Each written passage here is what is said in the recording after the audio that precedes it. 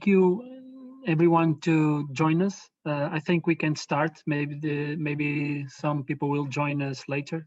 So I would like to introduce you to the chair of today's session, Dr. Paulo de Tos. He will chair this session that Alberto and Haydee will present, and so I hope everyone will enjoy these talks. Paulo, you can go ahead. Thank you. Wonderful. But first of all, we wish to thank everybody who managed to join today, and of course, we wish to thank David, Nadia, and of course, on top of that, Javier for putting together this chance of exchanges ideas. It would be much nicer to have the chance to discuss in person, and which is something we really hope will start happening not so late from now. And this first meeting, which is aimed to reason a little bit around the challenges in diagnostic pathology, molecular pathology, and clinical aspects of sarcoma diagnosis and treatment, I would like to focus a little bit upon the differences, because we have not to forget that SELNET was born exactly trying to merge different experiences across the oceans. As we know, we definitely have different experiences. And so that's why we ask Haydee Caro from Mexico, that we had the pleasure to visit right before this horrible pandemic. It was an amazingly nice experience to be there. And ask her and ask Alberto Righi from Bologna, from Rizzoli Institute, to try to provoke some discussion, trying to tell us what are the specific challenges that they foresee in their specific countries. And of course, we come from two different continents. And so I wish to thank them for accepting to give the presentations, but I would strongly recommend to stay tuned and try to be engaged in the discussion that hopefully we have following both presentations. We can have, of course, questions for each of the speakers at the end of the talk, but it would be nice. We are a group in a way, so it's very nice if we can engage and try to be proactive in promoting discussion and bringing your own ideas, your own positions on what will be developed through the two talks. So I think it's time to start, and we wish to turn the microphone to Haydee from Mexico City. Should I do Mexico? Beautiful. Yeah. Yes. Hi, everybody. Good morning here. Good afternoon, whatever you are in the other side of the water. Well, we prepared something for you. This is something that I sent you last week to, a survey. Some of you could answer it. Some of you didn't. Don't worry. I will open it again because the data that we are getting is very important. So I'm going to show you first of all the things that we found in this little survey. Not everybody were able to answer it, but this is what we found. Because I do think that to be able to know what changed in the approach of sarcomas, we need to know where we are now. So where are we now? First of all, we are 31 centers in Latin America of SELNET and 15 centers in Europe, plus JAST y Spain. So we are a lot of pathologists, but some of us are very active, some of us don't, but we are all important because it depends on us what is going to happen to the patient. So what are we going through this survey? It's divided by 5 sections. The first is to get to know you. I mean, where are you from? What type of institution? We know that we have different types of names for the institutions that we have in every country. So some of them are in first level, first level of attention. Some of them are in very experienced cancer centers where having a lot of experiences with, a lot of cases of sarcomas. So it's very different how you approach them. So the next thing is the tissue. How do you fix it? How many times do you have to make the diagnosis? Do you have the information you need to assess this diagnosis, etc.? Do you have access to a lot of another type of things that we need to get to the right diagnosis? And then additional commentary. I mean, if you think there's something important to say or to ask in this survey, I ask for it. So this is the data. We sent it to almost like 50 pathologists from the list that I have from Dr. David da Silva, and only 25 of them answered. Some of the answers were, in zero. They didn't put any, but what do we have? We have 5 centers in Europe that did answer, 6 in Latin America that are part of SELNET. And I took the liberty to send this survey to another kind of pathologist. Most of them are oncopathologists. I mean, they are have some kind of skill to see sarcomas, but they are in different types of hospitals. So this is what we got. Countries, because most of the people that answer it was Mexico, but we have a lot of people. We were missing another countries. I mean, like for example, from Argentina, there's only one person that answered it. From Italy too, from Costa Rica one, stuff like that. I also sent this survey to another of my ex-residents, ex-fellows, to answer from another countries, but I'm still waiting for the answer. So this is the data. Type of institution. Most of the people that answered it were in specialized centers, where we have most of the things that we need to achieve for the diagnosis. What about the samples? Well, there were many fluctuating numbers. You can see them in some places, like I think where is Paolo, there are like 60,000, but in another center there was only 10, for example. It's very, very heterogeneous. We have just yeah. one question. Yeah. That number was referred to all the surgical specimens you receive of any disease, isn't it? Not simply sarcomas. I mean. Yeah. No, in general. Okay, perfect. So probably Yeah. some people didn't understand it. They were just thinking about, it was just discussing about soft tissue or bone tumors. That's. Yeah, no. That's why I was very, very specific. The samples received per year in general. So after that, we can ask them how many of there are soft tissue sarcomas and how many are bone tumors. So from soft tissue, we have almost like an average in some kind of place in between like 160. They mentioned the number of samples that were bone tumors. There were very, very few. You can see those. In some places, like the average is like 60 or 30. About the pathologist, what do we know? In your institution, how many pathologists do you have working?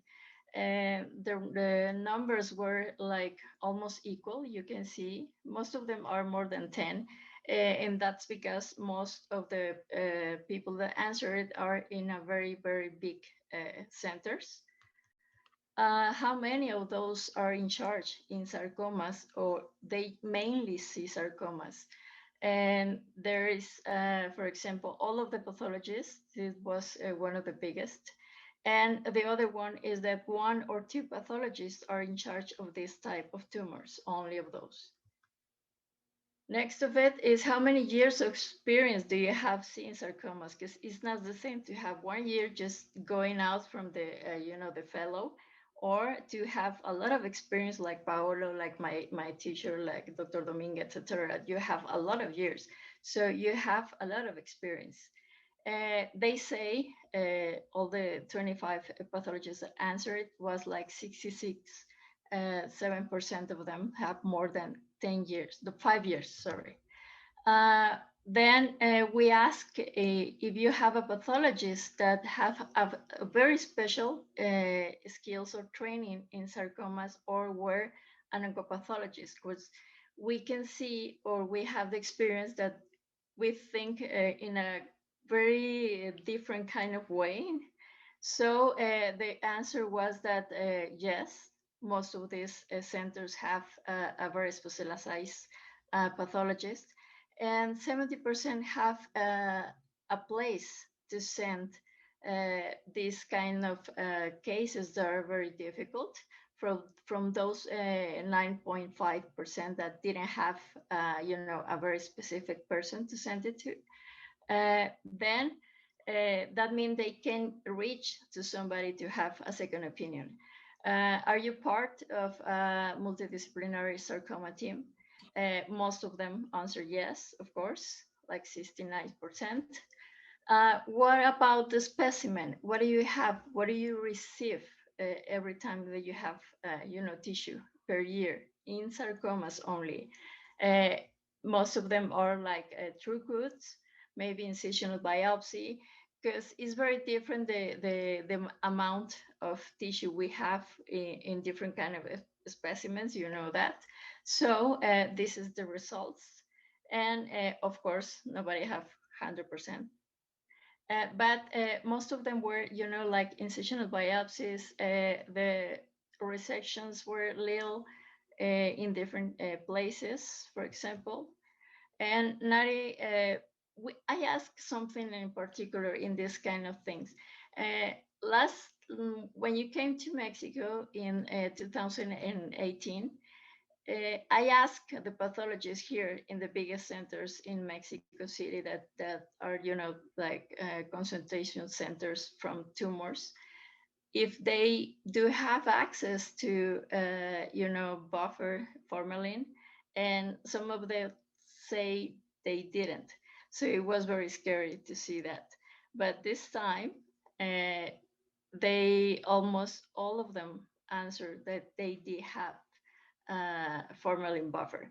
This is very important for us and for the clinicians, of course, because we need to preserve very well the tissue, And sorry,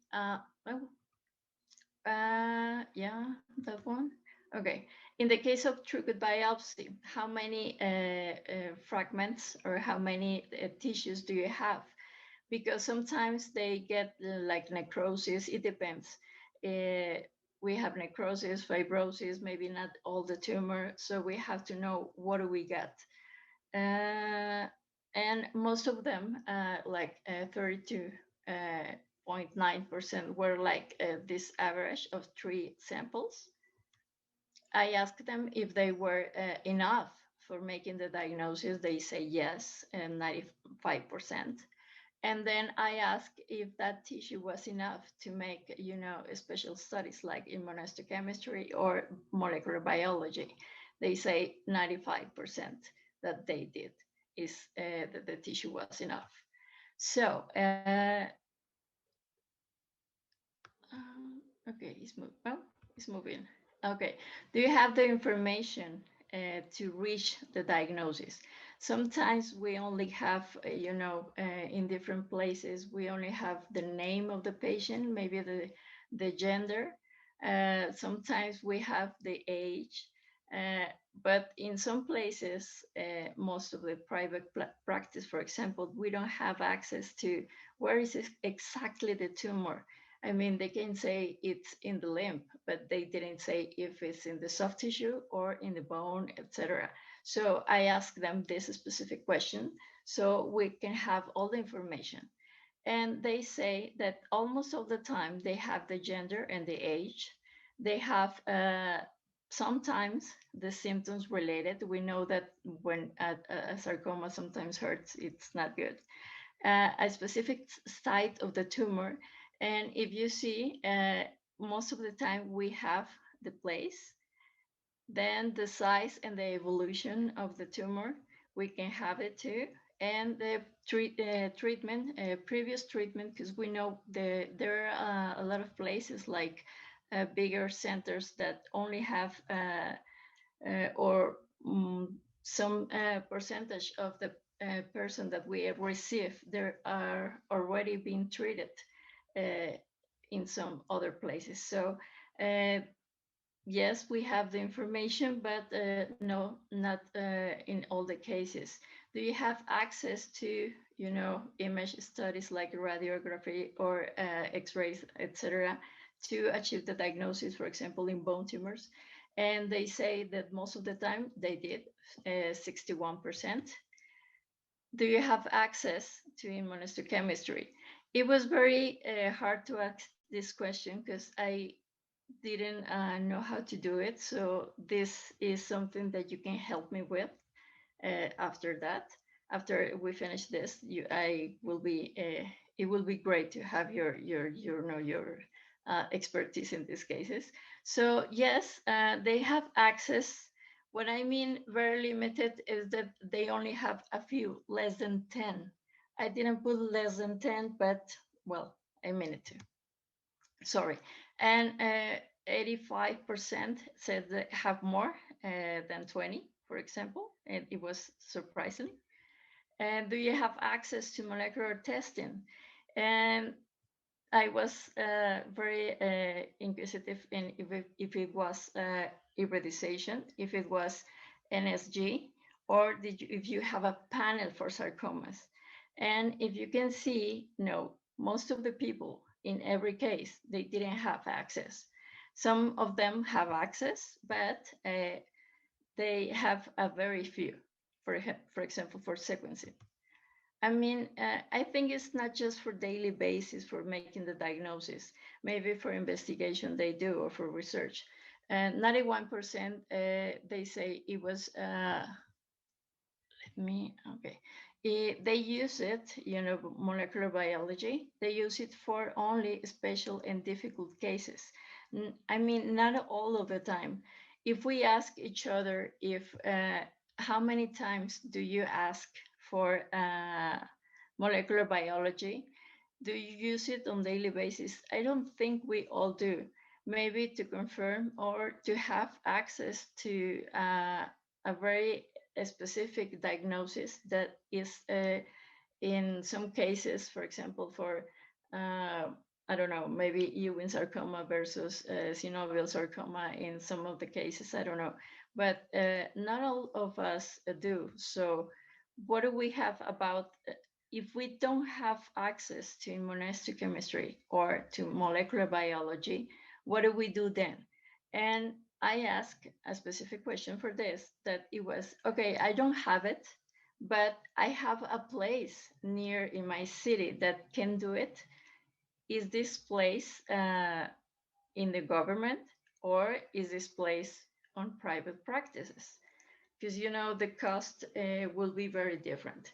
So this is what we got. Yes, most of them have a private place, of course, most of the times. And in the place of government in their city, they have it. Why do I ask this question? Because I think it's part of the solution. I will talk to you about this later. So we have this data now. And what do we do with this information? Well, we have to review this information with, your comments, of course, and then get the rest of the information we need from everybody. So we can really have, like a really good idea of what's going on. And then add new questions. I think it will be necessary to you know, achieve a certain kind of different types of questions. I don't know if you want to tell me something about this. And then now, where are we now? Or what do we do with this? Okay, so we have barriers in Latin America that are different from Europe. We know that. Most of the countries have a very different kind of types of institutions, but we see the previous webinar from barriers that they are kind of similar, very different in the structure, but very similar in the function.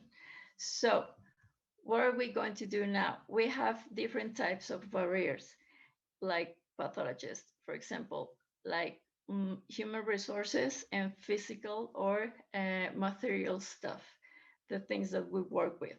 So what are the barriers, for example, for human resources? Well, some of the pathologists in every country, not only this, for example, the SELNET members, have a lot of, they fear when they see a sarcoma because they don't know how to approach it. So I think there is an opportunity for education. They don't have contact with experts. They don't know where to send to. They don't have actualizations. For example, they go to you know, a different place in a very, very little country or a little town. So they don't go and do actualizations. They don't have information from the clinician. They don't have access to the x-rays, for example, no special trains in sarcoma, of course, but everything has a solution. So get involved in discussions, use the syndromatic diagnosis, look for someone for some help, for example. We are tend to maybe not to ask too much for the advice of another pathologist. I don't know why, but this is very, very repetitive. Maybe in Latin America, I don't know. Maybe Alberto will tell us that. Go to correlation, ask for the studies, do trainings, webinars, fellowships. If you have an opportunity, if you have enough cases, create an open fellowship, create a webinar, or share cases. So what about the resources or the physical stuff? Okay, the barriers I think we share is we have some places don't have access to formal buffer. They don't have technicians that are very good enough or maybe certificate to deal with this kind of stuff. Only hematoxylin, eosin, stainings. They don't have anything else. I can tell by my own because I was in a place that only have that, and I have to work with it. And no or limited access to the rest of the technology. I mean, immunohistochemistry, molecular biology, or digital pathology, for example. So what do we have to do?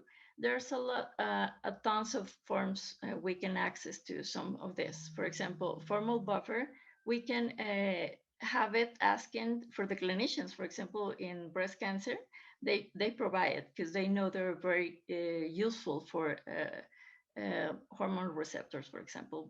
We can ask it to. Certificate your technicians access to new technology. There are different, maybe a basic panel of immunohistochemistry, send tissue to a bigger hospitals for consultation. Maybe they can help. For example, here in my hospital, we do help another pathologist that don't have immunohistochemistry, and the cases are very difficult and they don't have access. So we help with that without charging. And research agreements with another institution, maybe, or get in touch with researchers. I have a lot of my antibodies of markers for sarcomas. I get them from another researchers. They buy it to me. So we can do it. Private practices, laboratories, maybe they can, I don't know, for something for example, for ERAS-A, etc. So what can we do now in daily basis? Well, make sure that we have a very good pre-analytic process. Get all the information to make the diagnosis. Don't be afraid to talk to your clinician because some of the pathologists don't. They don't even know how to. And use a systematic diagnosis algorithm, open up to consult cases or ask for expertise. Networking is very important because this is how we got in this place in the first place. Be part of the multidisciplinary team, of course, and talk in those, not just to get the information, and create workshops. I think that if we create workshops for general pathologists, it would be great because they will get access to this type of information, and we have maybe improvement of the diagnosis of these kind of things, because we have a lot of misdiagnosis because of this.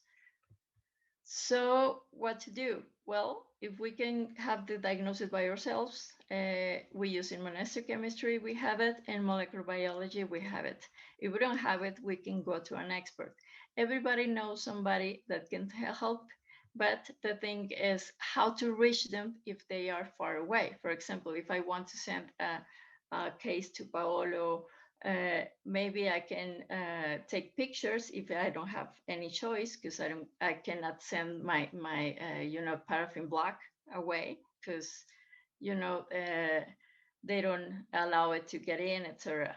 So maybe I can take pictures and send it into a presentation with all the data he needs, or maybe he will ask for something else. The use of digital pathology that is getting more spread, but it still is very expensive and not everybody has access, but we all can reach to an expert. And by the way, I wanted to ask you, because I've been asking or been looking for, what do you consider an expert in sarcomas? That will be a question from me to all of you. What do you think? Who is an expert? How many cases, how many time does he have to have experience in this? What can we do? Secondary opinion guidelines. I mean, if you're going to send a second opinion consultation, you have to be very, very careful about all the data that you send to this person, because all the diagnosis we know is like 50% or more about all the data. And readily access, have the slides or the photographs. Use digital pathology if you can have it. Some of us can access to it. How to send a tissue inside or external, I mean to the maybe another country, and to be aware of the loss of the country. The last month, a pathologist from Guatemala tried to send a paraffin block for a second opinion, and it was impossible. So we couldn't help just with, the image in the PowerPoint. So it's very sad. How to create interinstitutional links. I mean, we can make the government work in our favor in some ways. So we have to get in touch with the people that can do this, and maybe we can get a lot of things. It takes time, but it can be done. And then education. I'm aware that of the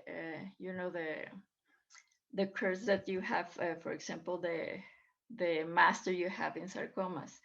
But I mean, in this case, in this point, just for pathologists, I was thinking about maybe doing, I don't know, workshop or something that you can give them something to be able to prove they can maybe have access to a certificate that they can see sarcomas, like a training, maybe online, I don't know, something.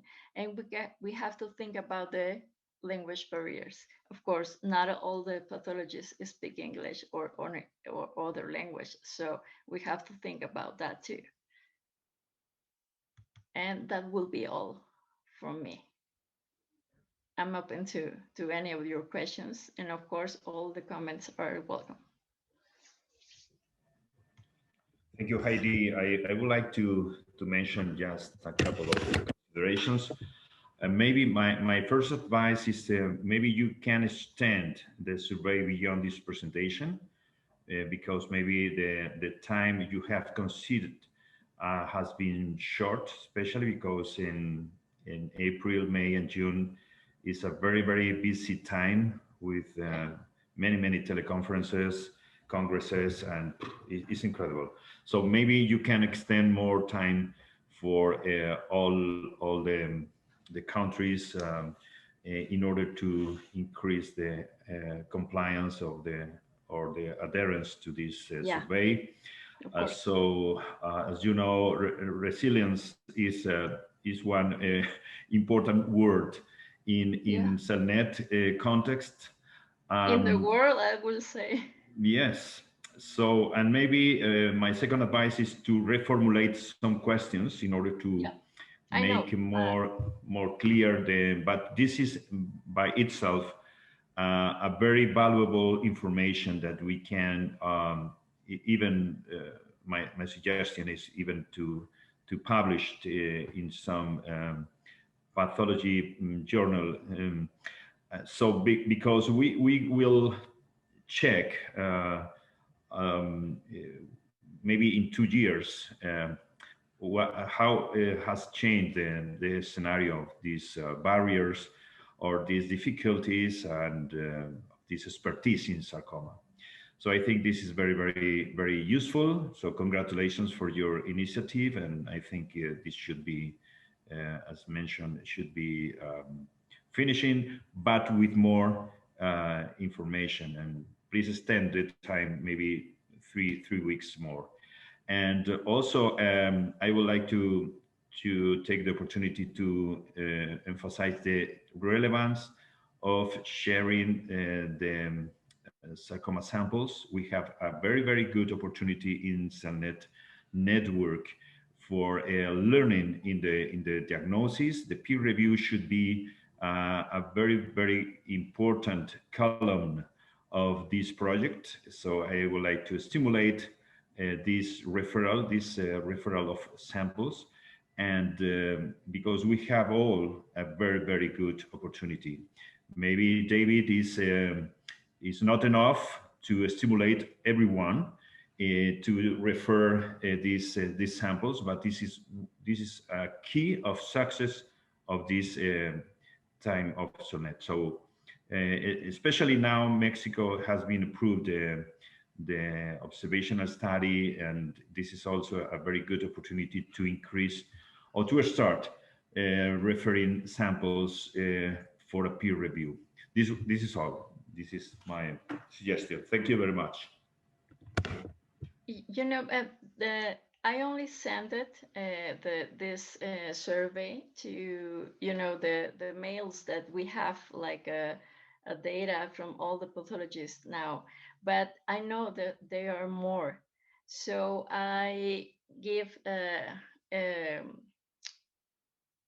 keys for edition to David, so he can maybe send it to more people. And of course, when I was getting the information for doing this, I was thinking I should do this in this question. I should be more clearer, etc., to get the information more clean, more useful.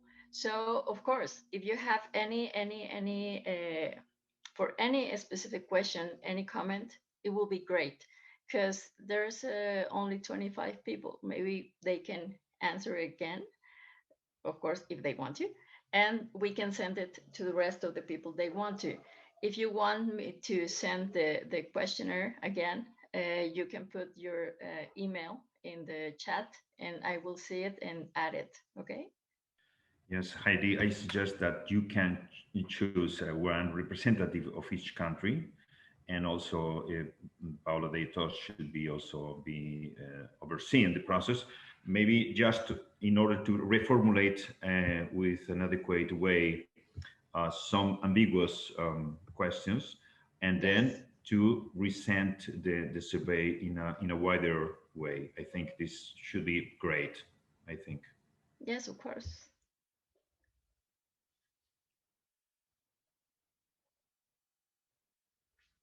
We can hear you, Paula. Yes, yeah. Is there a specific question? Because Haydee launched some question that we can try to answer later on. But also, any specific to ID, yeah, that's a difficult thing. Is any specific question from our audience that you want to chat or you want to ask to Haydee related to what she? Yes, I have one question. Yeah, good. How can national pathology societies or, for example, networks can help improve the actual panorama in terms of access to immunohistochemistry or to molecular diagnostic, or even in participating in multidisciplinary tumor boards? I don't know if all of these countries have this type of societies, or if it could help. I don't know. What is your opinion, Haydee? Look, for example, most of the people that answer the survey from Mexico are oncopathologists and are maybe friends of me. I know them because I work with them. They are not only in my city, they are away in the whole country.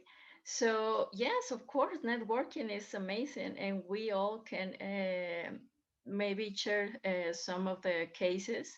Sometimes if somebody says that has a case and they have to they don't know what it is, they send pictures. And for example, here we in WhatsApp sent I think is this like 20 persons in this moment, in the right moment. And then if they don't have the immunohistochemistry, we can offer it. In some cases we do.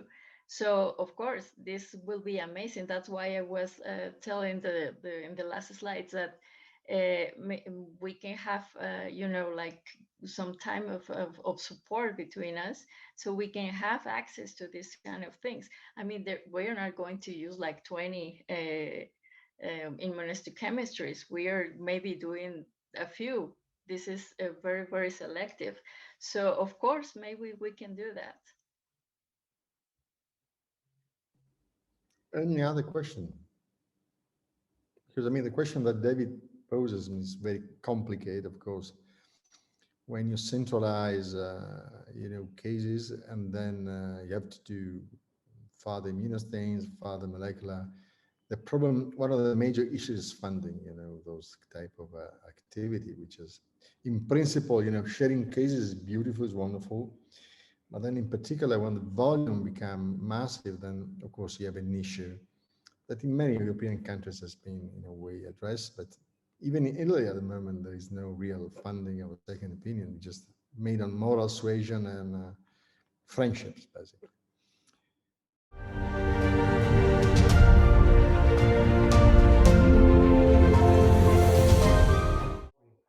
So I will like to share with you what is our daily approach in Italy in the Rizzoli Institute, that one of the biggest center in Italy for the diagnosis of sarcoma. That I have just seen before in the ID presentation. There are three very important steps to arrive to a more accurate diagnosis in sarcoma. The first step is morphology, second is a diagnostic marker, and the third is molecular test. The first step is a morphology. It's necessary to consider that the reliability in sarcoma, and in particular in cartilaginous neoplasm of the bone, is very low, also among expert pathologists and radiologists. As is reported in this paper published in 2007, that this study demonstrated low reliability for the grading of cartilaginous lesion in long bone among specialized and experienced pathologists and radiologists. Go ahead, next one. And 2 years later, another paper was published about it. This one was a study of Eurobonet Consortium that reported the experience of 18 pathologists specialized in bone tumor that evaluated 16 different cases of cartilaginous lesion. And also here was confirmed the low reliability of diagnosis and grading in central chondrosarcomas. So the message for everybody is that the pathologies alone, for each pathology is necessary a correlation with clinical information, radiological information to reach a precise and accurate diagnosis. Next. In fact, to reach a correct diagnosis, is necessary to use, in all words, the three-cycle theory. So to know very well the clinical information, radiology, and histology. Next one, to reach a correct diagnosis is necessary to find an overlapping of this all information. So, and the second step is a diagnostic marker that we use daily in our laboratory when we see cases like this one as a spindle cell neoplasm. This one is the first panel of antibodies that we use daily: S100, cytokeratin A1A3, smooth muscle actin, desmin, and caldesmon. These represent the 5 antibodies not so expensive that we use daily. And this one is an example of our approach. This one is an algorithm that we use daily. For example, when a tumor is S100 negative and negative for cytokeratin A1, A3, that is negative for all muscular marker, we done the diagnosis of undifferentiated spindle cell sarcoma. Instead, when we see a focal expression of smooth muscle actin with desmin and caldesmon negative, we do the diagnosis of spindle cell sarcoma with myogenic differentiation. Instead, when we see a focal expression of desmin, we ask the myogenin or the new recent antibody MyoD1 and to do the diagnosis of rhabdomyosarcoma. And instead, when there is an immunohistochemical expression of at least 2 out of these 3 muscular antibodies, we do the diagnosis of leiomyosarcoma. This is our approach. And next, instead, if the 3 muscular markers are negative, if we have an expression of S100 associated with melanocytic marker, we can suggest a diagnosis of clear cell sarcoma. Instead, if we have a cytokeratin negative with CD34 positive, with of course a correlation with morphology, we do the diagnosis of dermatofibrosarcoma protuberans. Instead, if you have the cytokeratin positive with focal EMA and S100 positive, and also the expression of these 2 recent reported antibodies that are very specific and very sensitive to recognize a synovial sarcoma cells, we do the diagnosis of synovial sarcoma. And if we have an expression of cytokeratin or EMA associated with GFAP or S100, we suggest the diagnosis of myoepithelioma. Next.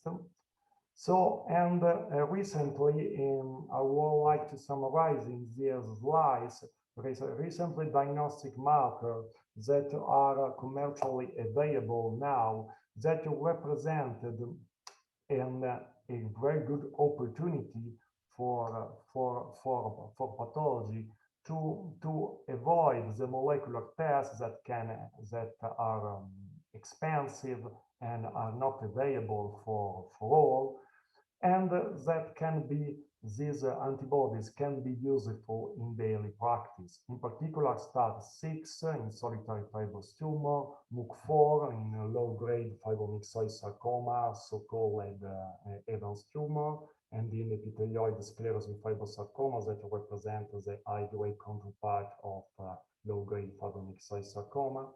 And also CANTA1 and TFE3 that associated with FOSB representing new antibodies that can differentiate all different histotypes of vascular tumor. That is a hot topic that represented a very good example to a good correlation between molecular test and immunohistochemical test to classify better the vascular tumor. In fact, CANTA1 and TFE3 are mutually exclusive expressed in epithelioid endothelioma, and FOSB is expressed in pseudomyogenic hemangioma and in epithelioid hemangioma. Other two important antibodies that are commercially available now are H3F3A and H3F3B that are expressed in giant cell tumor of bone and in chondroblastoma, respectively. And I would like to say an important thing is that H3F3B is very specific and is very sensitive to do the diagnosis of chondroblastoma. And in my experience, I did not never seen a cases positive for H3F3B that was not a chondroblastoma or an aggressive chondroblastoma. Instead, these antibodies that are available, 3 antibodies for each specific mutation of found in a giant cell tumor of bone is not so specific. Because as being described in a German group paper, that some cases of conventional osteosarcoma that are positive for H3F3A and were associated with the mutation that was found in giant cell tumor. So to summarize, H3F3B is specific and sensitive for chondroblastoma, not so much the H3F3A for giant cell tumor of bone. Another marker is MyoD1 that is specific for this new entity, the recent new entity that is described some years ago, that is spindle cell and sclerosing rhabdomyosarcoma. And the last year was reported in literature, Jasonomic group, these 2 antibodies that works very well, that are SX6 and SS18. I'm sorry for the mistake, it's not SYT, but it's SS18. So it is very specific and very sensitive for synovial sarcoma. At the end, the NTRK antibody in NTRK fusion sarcoma. Go ahead. This one is the description of H3F3 mutation status in the first paper. Go ahead. And instead, this one is a German paper that described and that reported that as 6 out of 106 conventional classic osteosarcoma can show the same mutation that we found in a giant cell tumor of bone. I mean that H3F3A is not so specific for giant cell tumor of bone. Next one. And this one is about NTRK expression in NTRK fusion sarcoma. This is one of the first paper reported.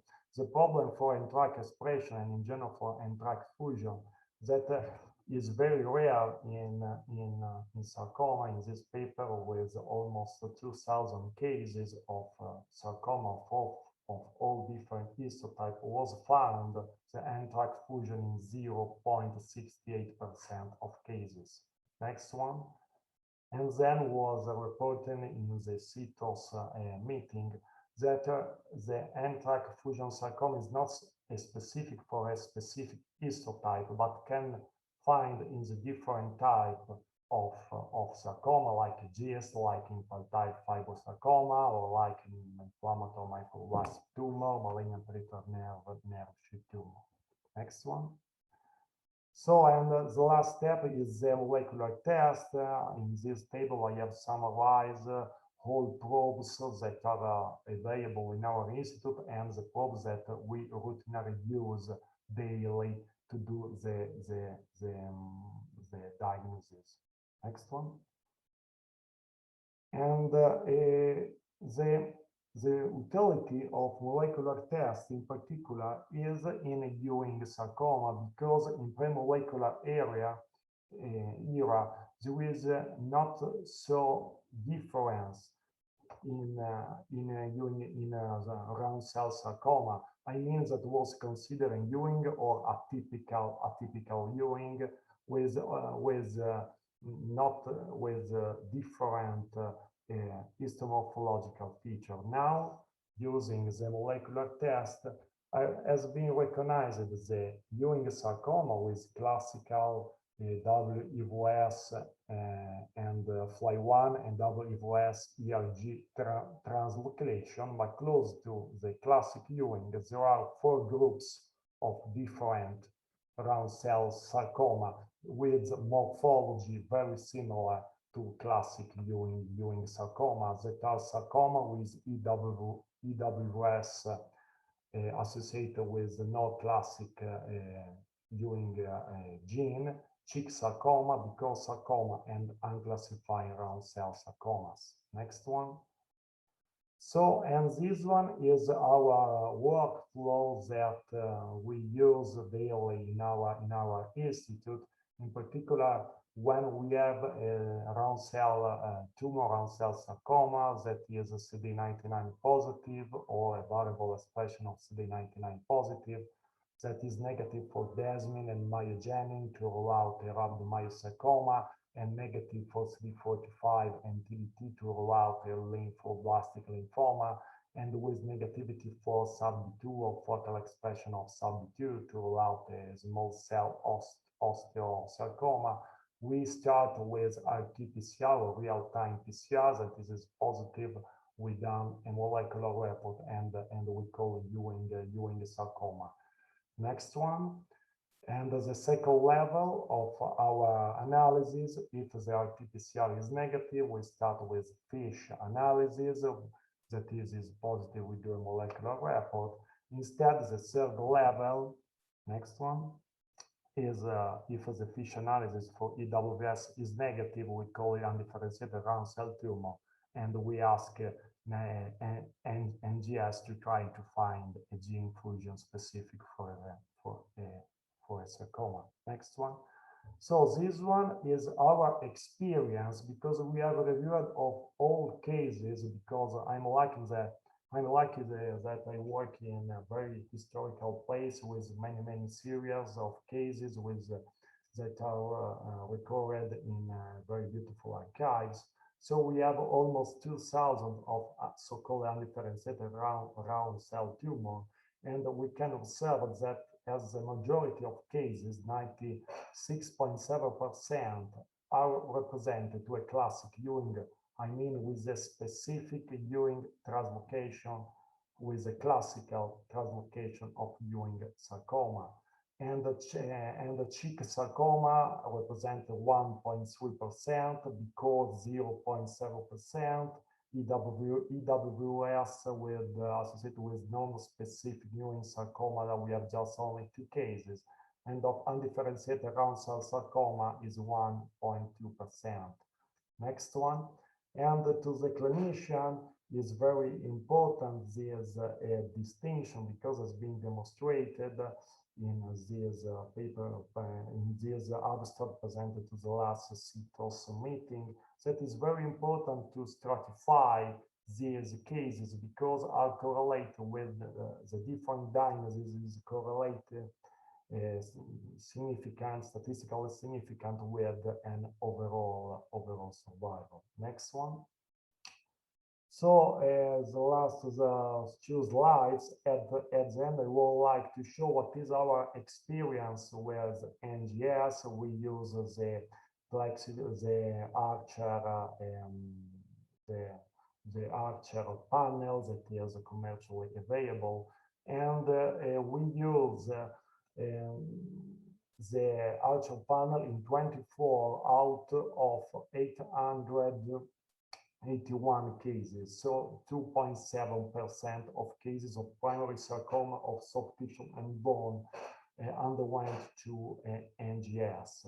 And our results are very similar to the Judith Bouvet and the Leiden group that 3 years ago reported their experience with Archer multiplex panel, and found that 59 was useful for diagnosis, 27% no fusion, and 14% was not available. Instead, this one is our experience. Oh no, okay, no problem. 42% useful for diagnosis, 24% no fusion, and 4% not evaluable. Next one. And this one is the 10 cases that we found the strong fusion. We found 2 Ewing sarcoma with a very rare translocation, 2 cases of undifferentiated round cell sarcoma, 1 case of malignant peripheral nerve sheath tumor, 1 case of synovial sarcoma, 1 case of clear cell sarcoma, 1 case of core, and 1 case of desmoplastic round cell tumor. And the last one is undifferentiated spindle cell sarcoma with end-track fusion. Next one. So I'm sorry because I have removed all. The most interesting part of my presentation was the picture, the histological and molecular picture, but I'm sorry because there's a problem with my PC and with my presentation. But in conclusion, always is necessary for the pathology always to do the correlation with clinical features and radiology start always from hematocylin and Berzin to create secondary differential diagnosis, and it's very important the integration with the monophenotypic panel, and when necessary integrate molecular analysis. So I have done. I'm so sorry for my problem with my presentation. So thank you so much, Alberto. Of course, we had this challenge of the presentation. It was our first meeting, so we can improve in the quality of the IT of the system. Anyway, I suppose I'm just asking David and Nadia and Javier. I think we are at the end of the meeting, aren't we? I mean, at the end. Maybe we have 5 minutes to comments or questions. Okay, to Alberto. I have a curiosity. You Yes. spoke about the archive of Rizzoli with cases from 1901. Yes. And so have you performed molecular analysis in such old tumors, and did it work?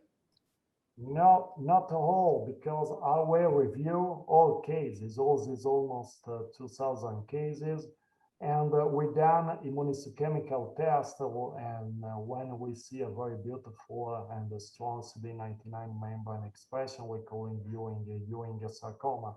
What is very interesting is with the sampling present in our archive is that in some cases, science 90-50 more or less, the molecular test works well. In fact, some years ago, we sent away to Cleveland, to Brown University in Cleveland to do a study in collaboration that underwent to a molecular test and molecular whole sequence of osteosarcoma present in our archives in pre-molecular era that was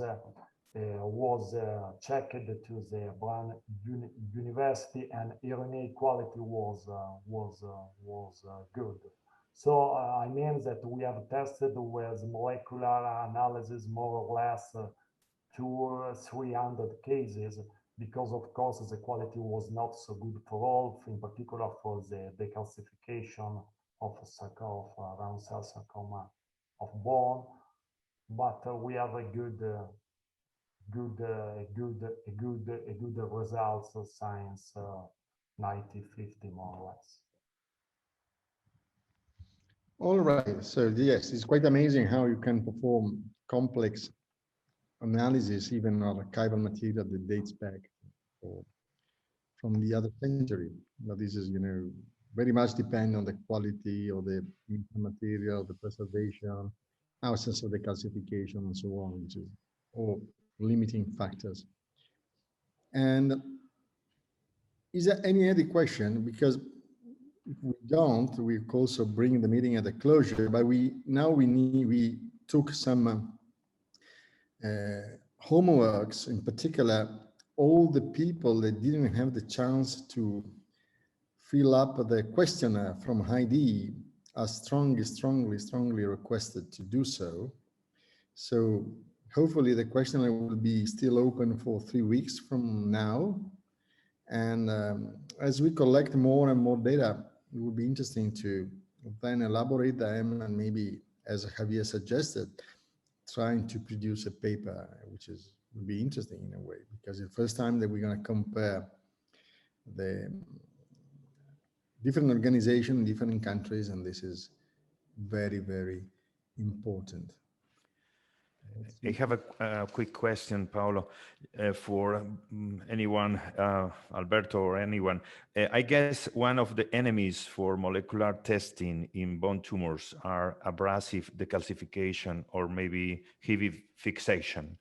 I don't know if it's pragmatic that we can send some recommendations for that, because we have seen in some trials that this has been a problem for testing bone tumors, especially obviously because the calcification, abrasive especially. Yeah, can I answer? Yeah, in our experience, I would like to suggest two things that, in my opinion, are important, because the decalcification is a big problem because it doesn't work well. The molecular tests that because the RNA quality is not so good, and in our practice we do a frozen sampling, in particular in the incisional biopsy or also in biopsy, a sampling to put in the -80 centigrades to have an opportunity to have a fresh tissue, because we can do the molecular test using the fresh tissue, and it's important when is possible. And another suggestion is to use the mild decalcification reagents that are available, for example, in hemolymphopathologists in a unit, that can do better results that the decalcification reagents that we use many years ago.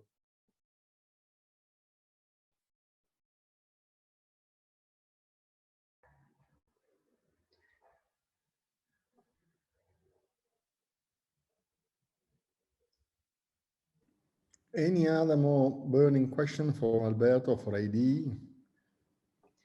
I want to say something about for everybody. If you think that there's a big opportunity for changing the questions, of course, it will be great to narrow the data. So if you have any comment about it, you can send it to my mail. I will put it in the chat, or you can, by answering the survey, you can add something else you want to ask. Okay? Good. Thank you. Wonderful. So with that, I think we need to thank everybody for joining us today. And so David has been collecting all the mails of everybody, which help to getting together, creating bridges among all the people across the ocean. So we wish to thank, of course, first of all, Haydee for a nice presentation, also for giving us the opportunity to get some relevant information on diagnostic practice in sarcomas in general, in pathology in general. We also thank Alberto that in the end was able to overrule some technical issues, and we enjoy his talk and see how diagnostics is getting more and more complicated. So we need, of course, to struggle in order to make all these technologies available to the broadest audience possible as possible. So my personal ciao and greetings from Italy, and I hope to see you in the next meeting. In the meantime, I still recommend to fill the Haydee survey, and as she suggested, if you have any idea, any comment, any further suggestion, just send to her or leave it in the survey itself. So thank you to everybody, and have a nice evening.